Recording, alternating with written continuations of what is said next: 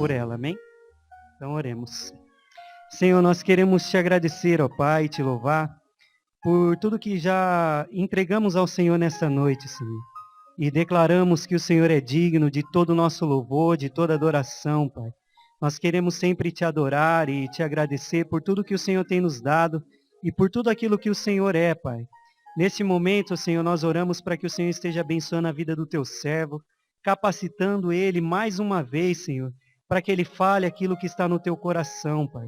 Que o Senhor coloque as tuas palavras na boca dele, Senhor, para que ele seja um instrumento do Senhor nesta noite e possa proclamar a tua palavra. E que a tua palavra possa atingir o nosso coração, possa tocar no nosso coração e trazendo o fim proveitoso que o Senhor deseja, trazendo salvação, trazendo mudança, trazendo cura, trazendo restauração, trazendo o abandono do pecado e uma vida de santidade, Senhor. Que a tua palavra nos transforme nesta noite. Abra o nosso coração e o nosso entendimento, Senhor. Em nome de Jesus, amém. Amém. Vamos abrir nossas Bíblias na Epístola de Paulo aos Efésios. Vamos lá. Epístola de Paulo aos Efésios, capítulo 2. Quantos irmãos abrem? Eu vou montar aqui. Já está ligado, Ana?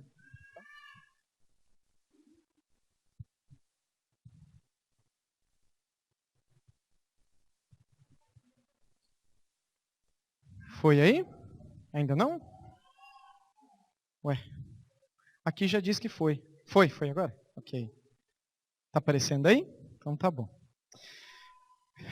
Obrigado, Felipe.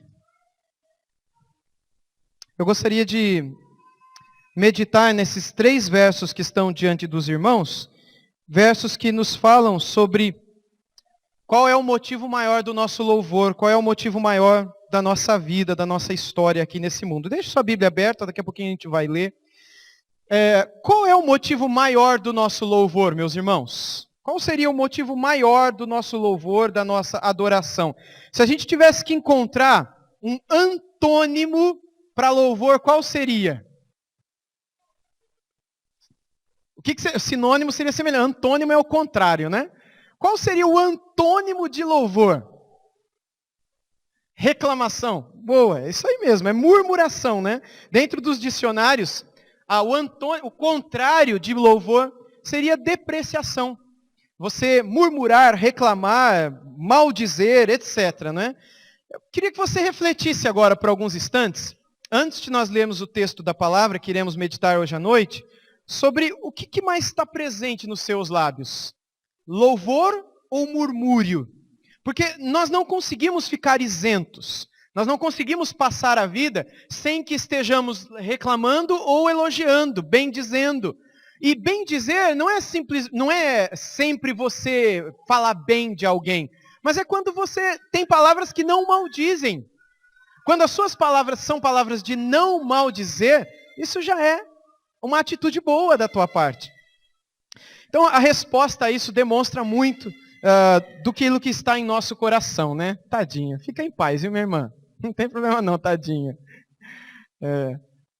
Não tem problema não.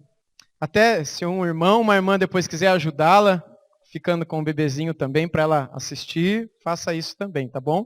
Nós não temos aqui estrutura para os bebezinhos, infelizmente. Por isso que a gente tem que construir o mais rápido possível para a gente ter lá. E lá tem que ter, e tem que ter uma salinha bem grande, pelo visto, né, para os bebezinhos. Tem um monte aí.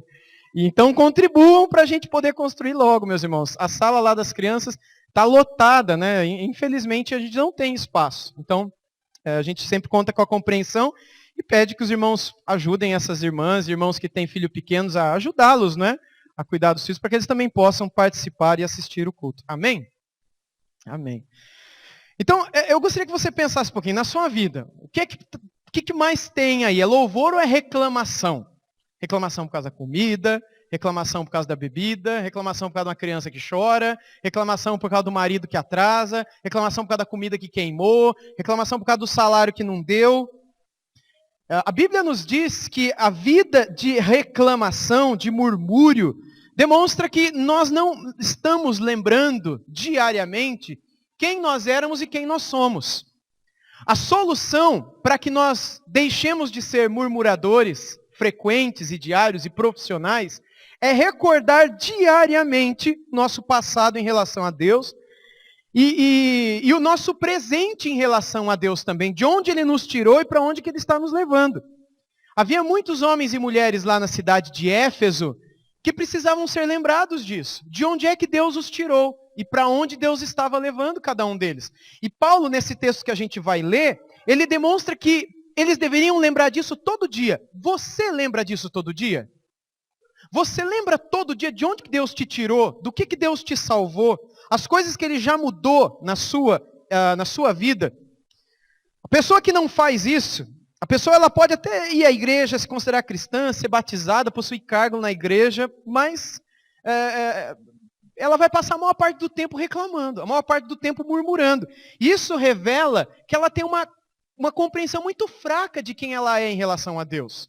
Ela não tem noção de quem ela é em relação a Deus. De modo que as outras coisas acabam sendo maiores do que um impulso para louvar, um impulso para agradecer, um impulso para considerar pequenas as coisas que eventualmente nos incomodem e nos levem à reclamação. Então, a solução para murmúrio é a meditação. Paulo vai falar isso aqui. A solução para terminar a murmuração é meditação.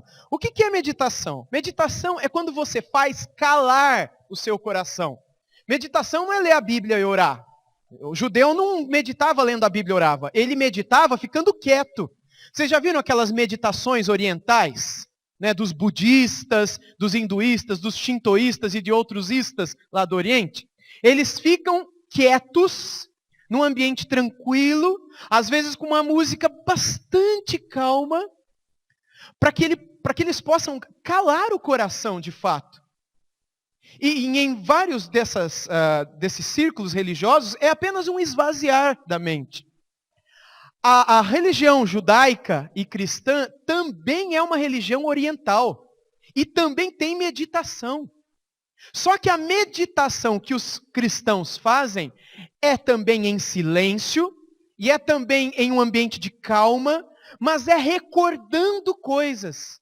Não é recordar falando, é quieto, você não fala nada com Deus. Não é orar, meditar não é orar. E nem ler a Bíblia, e nem ler livro devocional. É você ter 5 minutos do teu dia, se você não tem a prática da meditação, 5 minutos do teu dia em que você para.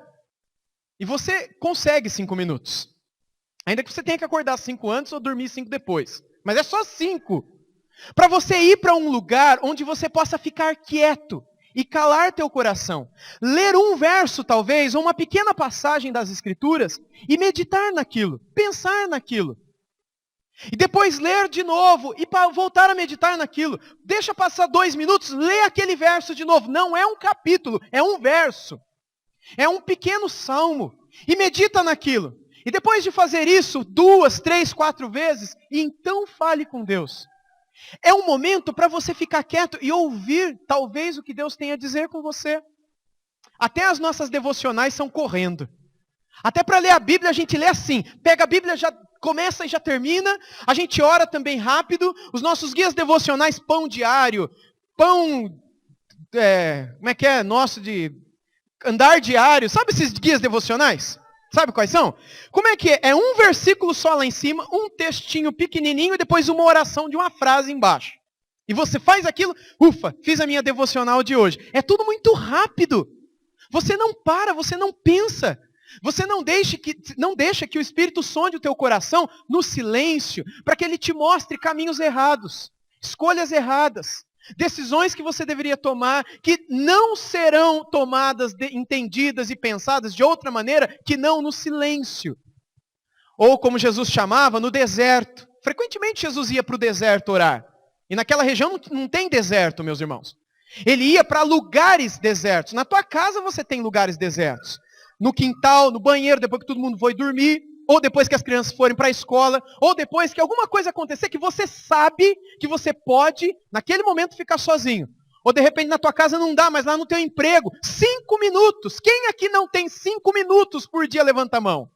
Quem aqui não consegue separar 5 minutos por dia para calar o coração e meditar na palavra? Quem não tem 5 minutos, levanta a mão. Então todos têm. E a Bíblia diz no Salmo 1 que bem-aventurado é o homem que não anda segundo o conselho dos ímpios, nem se detém no caminho dos pecadores e nem se assenta na roda dos escarnecedores. Antes o seu prazer está na lei do Senhor e nela medita. Quando? De dia e de noite. Isso não é ler de noite a Bíblia. Isso não é orar de manhã e orar de noite. Isso é meditar. Meditar não é orar. Meditar não é ler. É ficar quieto. Quieto. Em silêncio. Depois de ler um pequeno verso. Ou fazer uma breve oração. E calar. E esperar. Talvez venha uma resposta nesse silêncio. Na paz de Cristo, sendo um árbitro em seu coração. Talvez não venha resposta nenhuma. Mas você e eu precisamos cultivar esse hábito. Que os judeus valorizavam tanto. Meditar nas escrituras, eles diziam, valia mais do que o ouro e a prata. Ou mais do que desfrutar o sabor do mel. Era melhor o tempo que eles gastavam em silêncio, meditando no Senhor, do que qualquer outra coisa. Nós somos ocidentais. Ocidental não medita, ocidental corre. Ocidental não tem tempo para nada. Ocidental trabalha, estuda, come correndo, dorme, faz tudo correndo. Ocidental não tem tempo para nada. Oriental é diferente. E a nossa religião é oriental, meus irmãos. A cultura e o hábito de todos aqueles que estão registrados na Bíblia são orientais. O nosso Salvador nasceu no Oriente Médio. E o Senhor Deus escolheu um oriental, um iraquiano. Um homem de Ur dos Caldeus, chamado Abraão, para começar essa jornada de fé. Por isso ele é o pai da fé. Fé que hoje está em nosso coração. Fé num Deus que nos chama para segui-lo, sem saber o que vai ser amanhã. O primeiro que tomou esse passo foi Abraão. E nessa caminhada, nós precisamos, todos os dias, pararmos, silenciarmos o nosso coração e meditarmos. A solução para o murmúrio é o silêncio, é a meditação. Fazer calar diariamente diante da palavra, com a Bíblia aberta. Isso ajuda a pensar na nossa salvação. Isso ajuda a gente fazer memória, trazer a lembrança, trazer à memória aquilo que nos traz esperança. Você não traz à memória o que te traz esperança falando, lendo, mas é lembrando. Você não consegue nem dar graças sem que antes você pare e pense. E cale para que o Senhor Deus fale. E então te dê os motivos pelos quais você o louva. Jó aprendeu isso debaixo de muito sofrimento. E no final do livro dele, ele disse que ele não falaria mais. Que ele tinha falado uma vez, mas que não ia repetir. Aí depois ele lembra, não, na verdade eu falei 2, mas eu não falarei mais. E colocarei a minha mão sobre a boca. E meditou naquilo que o Senhor falou, do capítulo 38 ao 41. E depois de toda essa meditação, você sabe o que Jó fez? Ele que estava começando a reclamar do tumor, dos tumores, começando a reclamar dos filhos que tinham morrido, começando a pensar em reclamar de tudo que tinha acontecido com ele, ele fez o seguinte, eu não vou orar por mim, eu vou orar pelos meus amigos. Mas os amigos do Jó estavam bem. Não, mas eu vou orar pelos meus amigos. Porque naquele tempo de silêncio, Deus o conduziu para isso. Deus o tirou de si. Porque Deus, no silêncio, falou para Jó que Deus estava cuidando de Jó. No silêncio, Deus te mostra que Ele está cuidando de você. No silêncio, Deus te dá paz. No silêncio, Deus te acalma. No silêncio, Deus te faz dormir de noite. Quando Davi estava perseguido e cercado pelos inimigos, no Salmo 3 e 4, depois você leia. Ele encerra dizendo, Senhor, depois de falar que a sua alma estava angustiada, ele diz, Senhor, eu me deito e logo pego no sono, porque só tu me fazes habitar em segurança.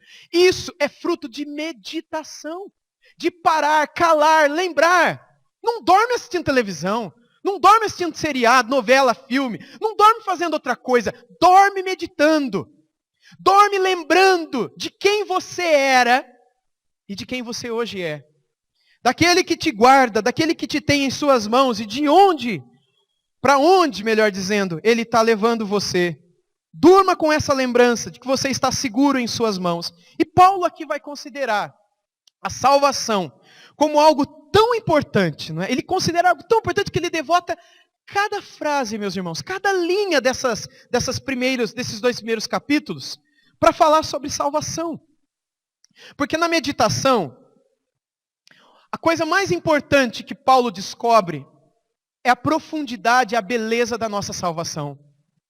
Tem muita gente que não considera a salvação uma coisa legal, uma coisa boa, uma coisa especial.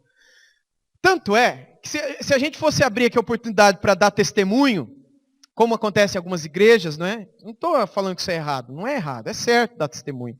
Mas qual que é a maioria dos testemunhos que a gente ouve? É do cego que está enxergando, não é? Aliás, isso hoje em dia já não é mais, é do pobre que hoje é rico, não é assim? Hoje é do cara que não tinha nada, hoje tem tudo. Enfim, vocês sabem disso, que era funcionário, hoje é patrão, que ele era, enfim, era... Né? Ele era reserva, agora era titular. Né? Que está chegando a Copa, vamos usar as ilustrações da época. Mas não, antigamente, na época que eu estava no seminário, não se falava muito de teologia da prosperidade financeira, mas se falava muito dos milagres mesmo, das curas, do coxo que anda, do cego que vê. Esse é um milagre. A gente vê pessoas nessas horas fazendo fila para contar o milagre da salvação. Uma vez isso aconteceu numa igreja, eu ouvia isso, né? Um amigo meu ouviu também, de que o pastor deu a oportunidade, uma irmã foi lá para dar o testemunho dela, aquele ambiente de contar o testemunho do milagre de Deus, na cura disso, cura daquilo. Ela disse, pastor, eu quero louvar a Deus, porque Deus me transformou, Deus mudou a minha vida. Eu era uma mulher perdida, uma mulher desse testemunho. E eu estou aqui hoje perdoada, lavada pelo sangue de Jesus. Eu quero louvar a Deus hoje à noite, pastor. Aí o pastor falou, amém, minha irmã. Então agora conta a bênção.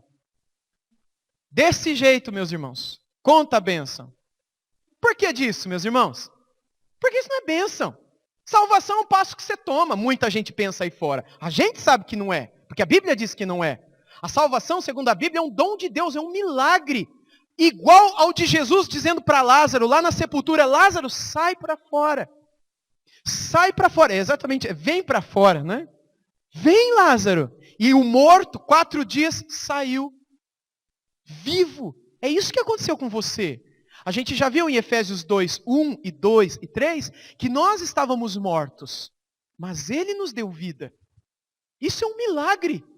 E a gente precisa meditar nisso todo dia para que a gente veja tal milagre como milagre de fato, como algo belo. Porque senão, meus irmãos, a gente vai querer correr atrás de sinais o tempo todo.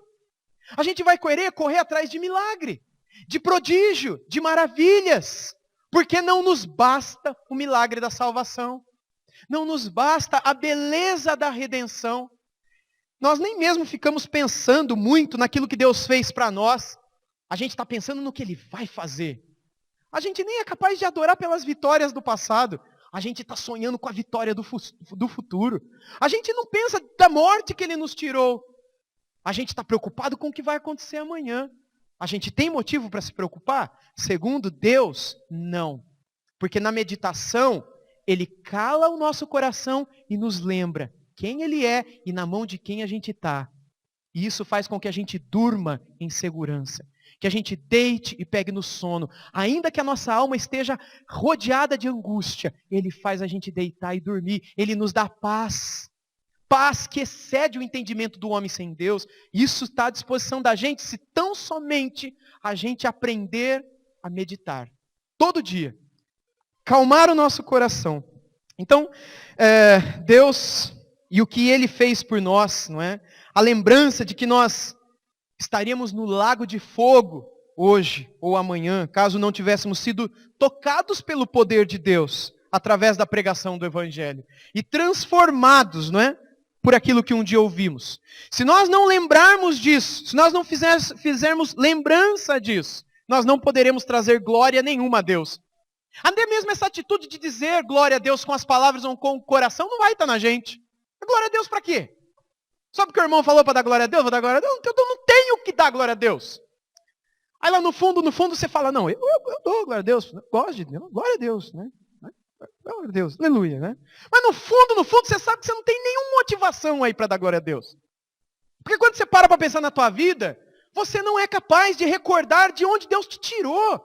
O que Ele fez por você. Onde é que você poderia estar hoje? No inferno. E Ele te guardou disso. Esse é o maior milagre de todos, meus irmãos. E Paulo está lembrando os Efésios disso aqui, nas palavras que seguem. Eu quero só antes de ler o texto dizer isso para vocês.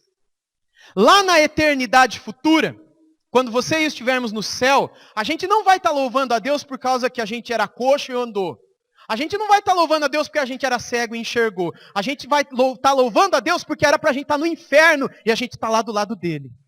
É por isso que a gente vai louvar ele eternamente. Esse é o maior motivo do seu louvor. E enquanto você não vê a sua salvação como o maior motivo do seu louvor, você vai ficar correndo atrás de um monte de coisa que te satisfaça, que te preencha, ainda que seja prodígios e sinais, milagres, maravilhas no céu e na terra.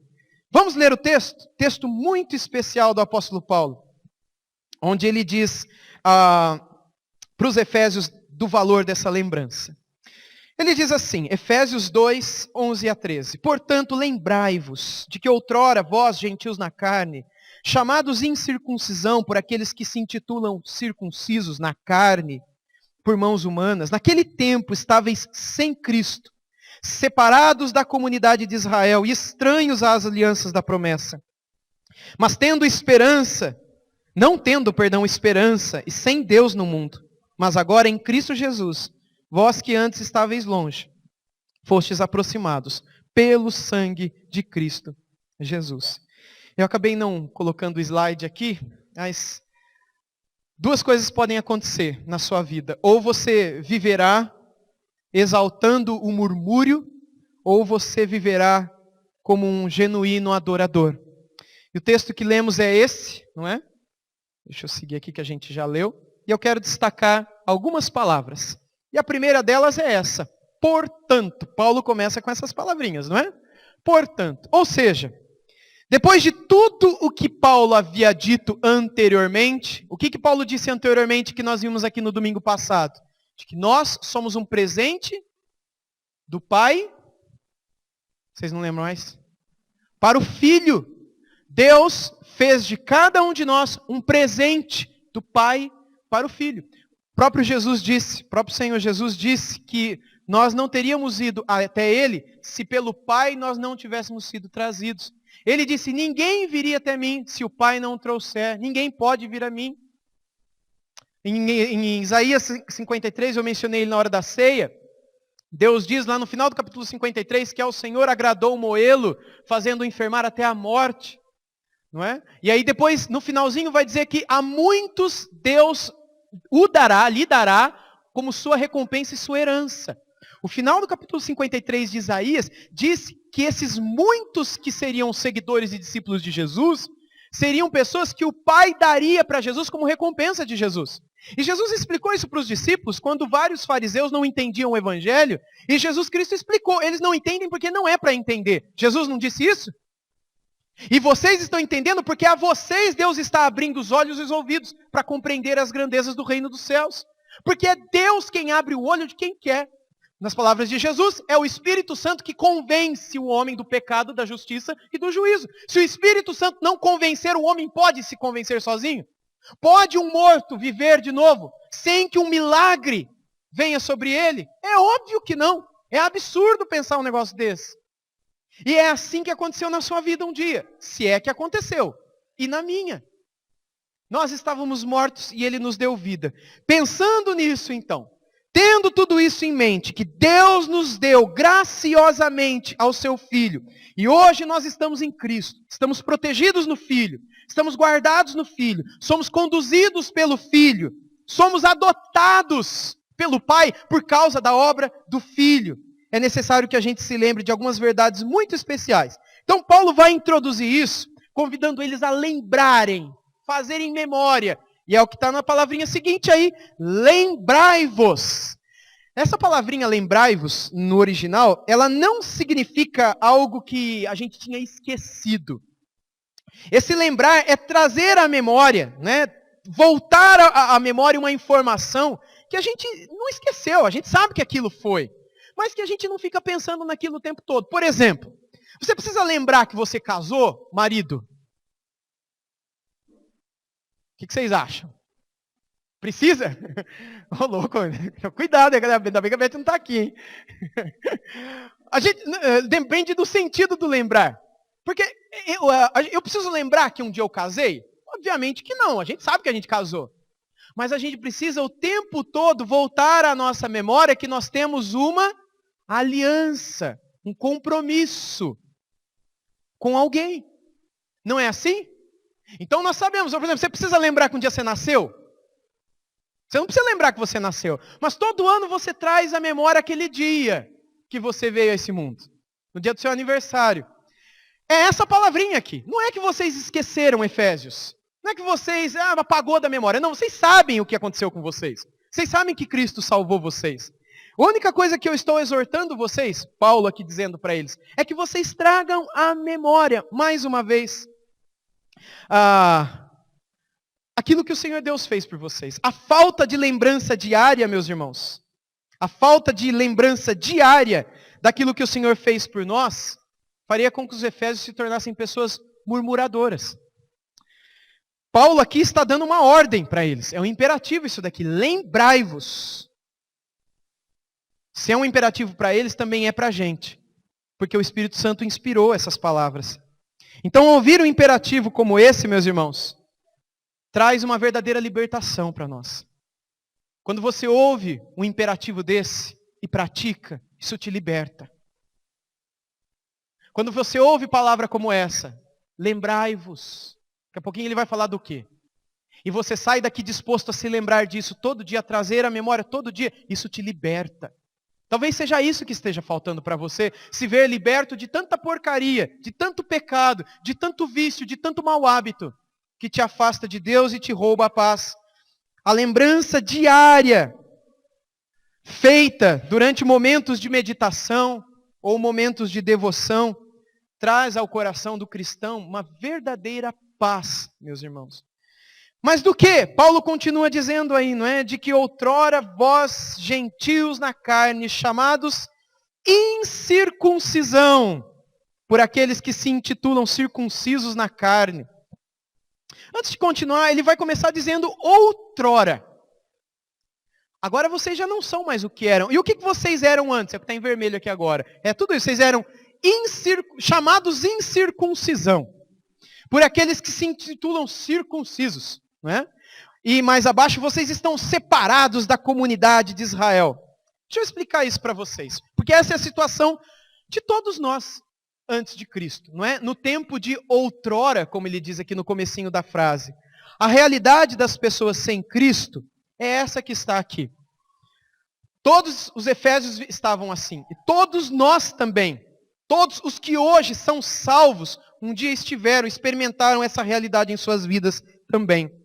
E a gente não pode se esquecer disso. Os circuncisos aqui são os judeus. Eles foram circuncidados, não é? Quando nasceram, os menininhos judeus, não é? Aqueles que não eram judeus não eram circuncidados. Então eles eram tidos como estrangeiros. Eles não faziam parte da aliança. Porque só fazia parte da família da aliança quem fosse circuncidado. Se você não é circuncidado, você não está na família da aliança. Se você não está na família da aliança, você não tem as bênçãos da aliança. E no dia que alguém se convertesse ao Deus de Israel, a primeira coisa que aquele homem faria, fosse criança, fosse idoso, era ser circuncidado. E uma vez circuncidado, ele entrava dentro da família da aliança. A circuncisão naquele tempo era como o batismo, pessoal. Era mais um símbolo, como o batismo hoje é um símbolo também, da entrada na família da aliança, como o pão e o vinho são símbolos. Era um sinal visível de que aquela pessoa aceitou a fé no Deus da aliança. Por que Deus mandou circuncidar os homens? A gente não sabe, mas Deus mandou. Então a gente faz isso em obediência, porque a gente quer seguir a esse Deus, que mudou a nossa vida e vai continuar mudando. E nos guardando até que a morte nos separe desse corpo e nos una a Ele por toda a eternidade. Nós queremos segui-lo com todo o coração. Então, Paulo aqui ele orienta os efésios dessa maneira. Nós éramos esses que estavam separados da comunidade. Além de serem incircuncidados, os efésios eram estrangeiros. E isso naquela época tinha um valor muito grande. Se você mora dentro da região de Judeia, você é abençoado. Se você mora longe, você não é abençoado. Por isso que a mulher samaritana bateu boca com Jesus, né? Discutiu com Jesus. A mulher samaritana disse assim para Jesus: nós samaritanos achamos que aqui no monte Gerizim, aqui perto de Sicar, aqui na Samaria, o lugar certo de adorar a Deus. E vocês, judeus, falam que é lá em Jerusalém o lugar certo de adorar a Deus. Onde é que é? Porque eu estou vendo que o senhor é um rabino, um mestre na lei. E Jesus falou, olha, chegou o tempo, e ele já está aqui, em que os verdadeiros adoradores adorarão ao Pai em espírito e em verdade, porque são esses que o Pai procura para seus adoradores. Não é nem nesse monte, nem naquele que a gente vai adorar. Porque Deus procura verdadeiros adoradores que o adorem em espírito, em qualquer lugar, em qualquer momento. Mas desde aquele momento foi assim. Antes daquele momento não era assim. O lugar das pessoas verem a glória de Deus era em Jerusalém, no Monte Sião. Fora de lá, ninguém. Por que os judeus choravam às margens dos rios da Babilônia? Como diz o Salmo, às margens do rio da Babilônia, nos assentávamos e chorávamos, lembrando da casa de Israel. Por que disso? Porque eles sabiam que a bênção do Senhor estava atrelada àquele monte, Sião, lá na cidade de Jerusalém. Hoje, graças a Deus, não é mais assim, mas naquele tempo era. E Paulo ainda fala isso. Além de tudo, vocês ainda são estrangeiros. Além de tudo, vocês não moram aqui, ou seja, vocês estavam totalmente perdidos. Não há salvação nenhuma para vocês. E o apóstolo termina essas palavras aqui, não é? Completando com as seguintes palavras. Mas agora, em Cristo Jesus, vós que antes estáveis longe, fostes aproximados pelo sangue de Cristo Jesus. É assim que ele termina. Essas palavrinhas, mas agora, ou seja, agora, não é, em Cristo Jesus. Aqui está um milagre, meus irmãos. Vocês estavam longe, vocês estavam separados, vocês não foram circuncidados. Paulo vai explicar mais à frente, aliás ele fala isso aos Gálatas, não é que a verdadeira circuncisão do cristão não é o batismo, não é o corte do prepúcio do pênis lá da criança. A verdadeira circuncisão não é um corte da carne, mas um corte do coração. Um corte da alma. Não é a separação de uma pele do seu corpo, mas é a separação da sua alma do reino das trevas.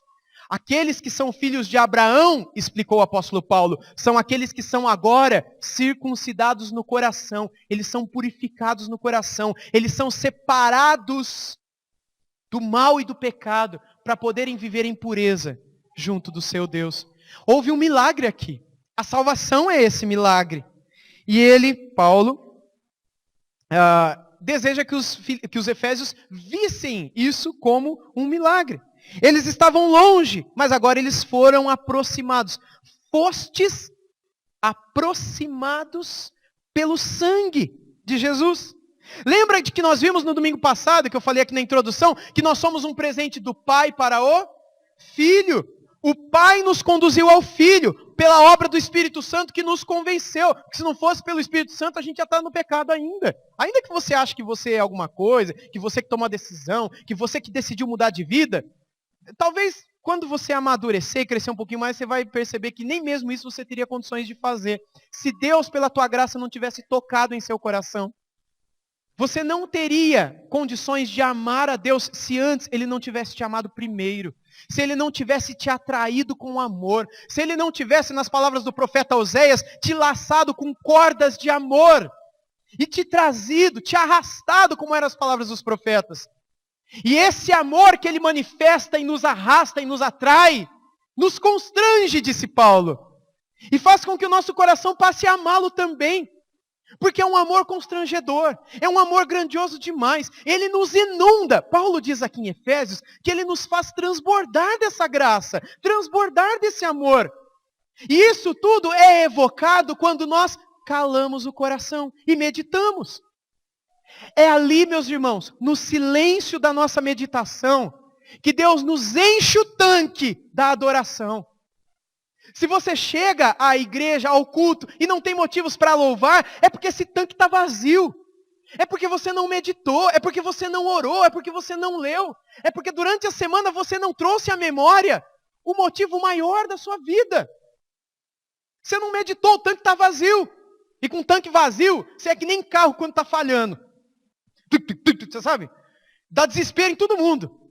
Assim é a sua vida, desespero. Para todo mundo e para você mesmo. Reclamação em cima de reclamação. Porque falta louvor. Falta parar. Falta calar a boca. E dizer, Deus, eu estou aqui. Abrir a Bíblia, ler um texto. Eu faço isso todo dia, irmãos.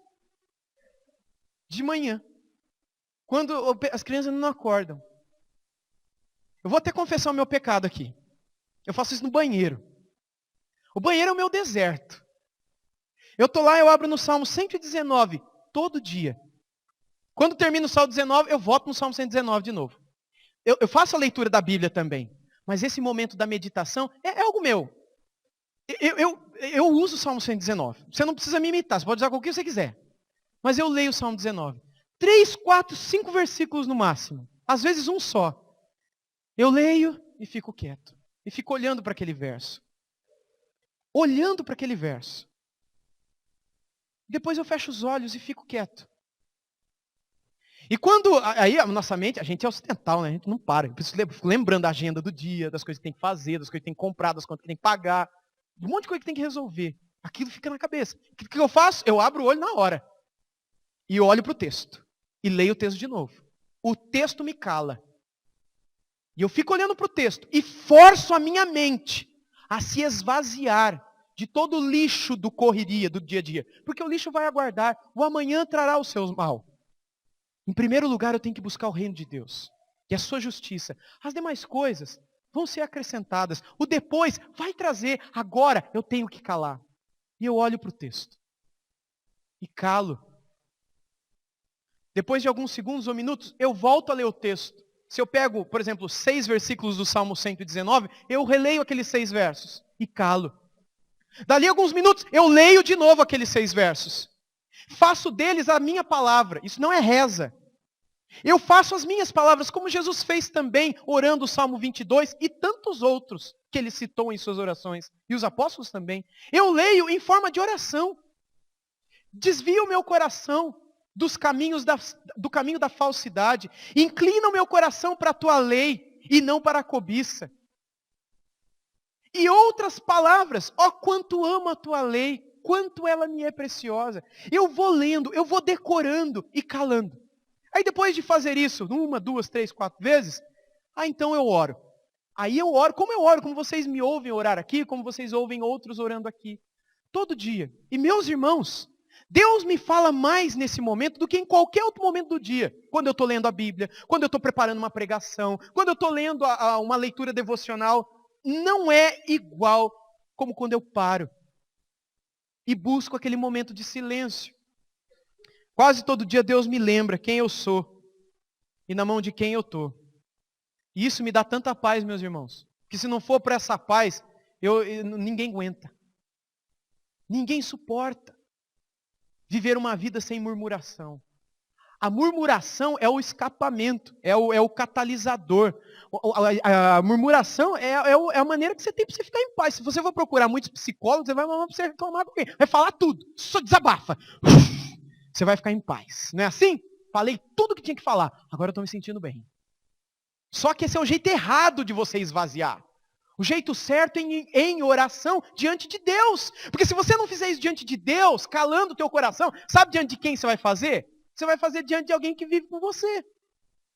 Diante de um vizinho, diante de alguém da igreja. Você vai achar alguém para arrumar de Cristo, para crucificar e falar, a culpa é dele, a culpa é dela, ninguém me quer, ninguém lembra de mim, ninguém ora para mim, ninguém me liga, ninguém me nada. Eu, tadinho. Os outros, maldosos, né? Você é sempre vítima. Sabe aquela autocomiseração? Que Deus olha e tem nojo. Mas por quê? Porque a gente não se enxergou. A gente está tão vazio da palavra e da meditação, que tudo que a gente lembra é do que nos falta. E aí reclama do marido mesmo. Vai reclamar do quê? Reclama da esposa, reclama dos filhos. Reclama até dos filhos que não tem. Reclama do pai, reclama da mãe, reclama do tio, reclama da avó. Reclama da casa. O que mais que reclama? Reclama do trabalho. Reclama do salário. O que mais que reclama? Só eu que reclamo? Vocês são reclamadores, eu não.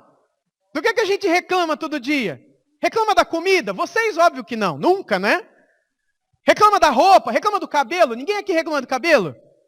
Não é? Tem alguns aqui que nem precisa, porque não tem. Não é? Reclama do olho, reclama do peso, reclama de tanta coisa, da cor da pele. Reclama do tênis, do sapato que não tem, ou de que alguma coisa, reclama do computador, reclama da televisão. Chegou a Copa e não comprou, é o maior. Grande coisa. Reclama, reclama, reclama. Por quê? Porque está vazio. Você não sabe o que é vida. Não sabe o que é vida. É quando comprar a televisão, comprar o sapato, pintar o cabelo, fazer a cirurgia para emagrecer. Ou você fazer a cirurgia para crescer. Ou tomar anabolizante para ficar fortão. Ou comprar o tênis para aparecer. Ou comprar o carro, ou comprar a casa. Sabe o que vai acontecer? Você vai continuar reclamando. Ou não vai? O ser humano se contenta alguma vez na vida dele? Se você acha que vai se contentar, você está enganado. É como aquele homem lá na igreja de um pastor que também é meu amigo, que o pastor estava pregando que dinheiro não traz felicidade. Dinheiro não traz felicidade, que nem o Wesley aqui. Dinheiro é ídolo. Dinheiro não traz felicidade, mas ele não foi do culto. O pastor foi abordado por esse irmãozinho, pobrezinho. Ele falou, pastor, amém, eu creio em tudo que o senhor falou. Dinheiro não traz felicidade. Mas, pastor, eu queria ter só um pouquinho para ter certeza. Se eu tivesse só um pouquinho, eu ia ter certeza. Aí, pastor, eu ia dizer, Deus, dinheiro não traz felicidade. Mas na hora que ele tivesse um pouquinho, ele ia querer ter o dobro daquele pouquinho. Aí você tem um montão e você vai querer ter o dobro daquele pouquinho. E a tua vida é reclamar. De tudo e de todos. Até de Deus. Você não reconhece, mas até de Deus, no fundo, você tem vontade de reclamar. Sabe por que disso? Porque você não cala o coração na presença dele. Se lembrando diariamente quem você é, quem ele é. É bem possível, meus irmãos, que muitos de nós aqui estejamos nessa situação. Isso não é para deixar ninguém aqui constrangido. É apenas para a gente se enxergar, porque a Bíblia é um espelho da nossa alma. E quando ela nos mostra coisas erradas dentro de nós, se somos maduros, dizemos, está certo, Senhor, eu preciso mudar isso na minha vida. Pela tua graça eu vou mudar. Agora, se a gente é duro, a gente vai olhar para o espelho e vai falar, tá errado isso daí, não gosto disso daí, acho que tem que ser assim mesmo. A vida é reclamar, porque reclamar que é legal. Eu gosto de reclamar do pastor, gosto de reclamar da igreja, gosto de reclamar da minha família, gosto de reclamar da minha escola, do meu trabalho, eu gosto de reclamar de tudo, porque se não reclama, não vive. Vai viver como que vive sem reclamar? Diz para mim. Tem gente que não sabe viver. Nossa, a pessoa ficar muda, ela reclama com a mão. Não é, Marco? Marco vê o surdo, né? Fala com a linguagem de surdos, até com a mão tem como reclamar. É um pouco menos, né? É uma outra maneira aí, ó, de acabar com a murmuração é perdendo a voz. O seu vocabulário vai resumir um montão. Sabia? Aí você vai ter menos que reclamar, mas o coração não vai mudar. Então não adianta. Meus irmãos, a Bíblia fala que no milagre da nossa salvação, nós entendemos aquilo que um dia mudou. Nós entendemos que Deus decidiu, desde antes da fundação do mundo, nos dar ao seu Filho como sua herança, após a sua morte e ressurreição. E é bem possível, meus irmãos, que você seja um desse presente. Você já parou para pensar nisso? Que você é alguém... Vamos só pensar na Bíblia, né? Pedro fala do sangue do Cordeiro, conhecido com efeito antes da fundação do mundo. Paulo fala dos eleitos antes da fundação do mundo. João fala, aliás, é Jesus que fala lá no Apocalipse por meio de João, do nome das pessoas que estão escritos no livro da vida, que está escrito desde a fundação do mundo. Não é que no dia que você se converteu, o teu nome foi escrito. A Bíblia não fala isso. A Bíblia fala que esses nomes estão desde a fundação do mundo escritos lá. Então Deus escreveu o seu nome lá, se Ele escreveu, antes de você nascer. Você não tem mérito nenhum na tua salvação. É pura graça. É pura graça. É puro amor da parte de Deus, condescendência da parte do Eterno, do Todo-Poderoso, em resgatar você da perdição. Por isso você só tem motivo para louvar, e para agradecer, e para adorar. Você não tem motivo para mais nada na sua vida. Quando você lembra, agora quando você acha que você tomou a decisão, você mudou de vida, você fez alguma coisa, você foi responsável, meu irmão, é aí que você tem que se preocupar mesmo. Porque aí então você está dividindo a glória com Deus. A minha glória eu não darei a outrem, diz o Senhor. A nossa salvação, meus irmãos, do início ao final, é pura graça de Deus. A gente não tem mérito nenhum, louvado seja Deus, porque se tivéssemos a gente estaria perdido. Em alguns outros textos da Bíblia, Paulo deixa muito claro outras coisas que nós ganhamos com essa aproximação. Eu quero apresentar alguns deles para vocês.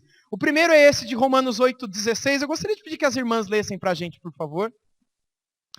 O próprio Espírito testifica com o nosso Espírito que somos filhos de Deus. Você sabe se você é filho de Deus ou não? Você sabe se você é um desses presentes do Pai ao Filho ou não? Essa é uma maneira de você saber. Você tem como saber. Nesse tempo de meditação, o Espírito Santo pode falar com o teu coração que você... Eu não tenho como te provar isso. Você não tem como me provar, mas no meu tempo com Deus, eu tenho como sentir essa paz. Essa paz e essa certeza que vem de Deus. E que não dá nem para explicar de que eu sou dele. Graças a mim? Não, pelo contrário. Graças ao amor dele. E aí, uma vez com ele, homens, leiam o que está aqui, por favor. Agora, pois já nenhuma condenação há para os que estão em Cristo Jesus. Se você está em Cristo, você está liberto. Se você está liberto, você não tem mais condenação que pese sobre você. Nenhuma mais. Você tem que lembrar disso todo dia. Vamos todos juntos ler esse texto agora? Logo, muito mais agora, sendo justificados pelo seu sangue, seremos salvos.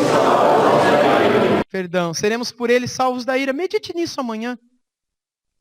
Acorde, abra nesse texto e fique 5 minutos olhando para esse texto. Mastigue cada palavra. Eu estou pedindo 5 minutos. 5. Você vai fazer isso amanhã, na terça, você vai, pastor, qual outro? Porque isso vai trazer tanta alegria para o seu coração. Se a gente não meditar, meu irmão, na nossa salvação, o nosso lábio vai ser cheio de murmúrio. É a meditação que nos liberta da murmuração. Vamos todos ler esse texto aqui também? Ele nos libertou do império das trevas e nos transportou para o reino do Filho do seu amor, no qual temos a redenção, a remissão dos pecados. Olha só, ele nos tirou, nos libertou do império das trevas. Você sabia que você estava lá? Você um dia esteve lá, no império das trevas, mas ele te libertou de lá. Não porque você fez alguma coisa, mas porque ele, por graça, quis te libertar. E te trazer, te transportar para o reino do Filho do seu amor. Por meio do qual a gente tem a redenção, o resgate, a remissão dos nossos pecados. Sabe o que é isso? Você sabe o que é resgatar um dinheiro no banco? Você sabe o que é isso, né? Você vai lá e faz um resgate. Ele veio e resgatou, ele redimiu, ele remiu a nossa culpa e o nosso pecado. Ele fez com que isso fosse dele. Agora aquilo que era nosso é dele. E ele cravou na cruz, disse Paulo. A cédula de condenação que pesava contra nós, Paulo escreveu isso. Ele encravou essa cédula na cruz. Aquele papel que estava a sua condenação, esse é o termo que a Bíblia dá, gente. Aquele papel que estava escrito que você é condenado, Jesus foi e pregou isso na cruz e ficou lá. Agora já não há mais condenação. Agora se você morrer hoje à noite, você vai para o céu.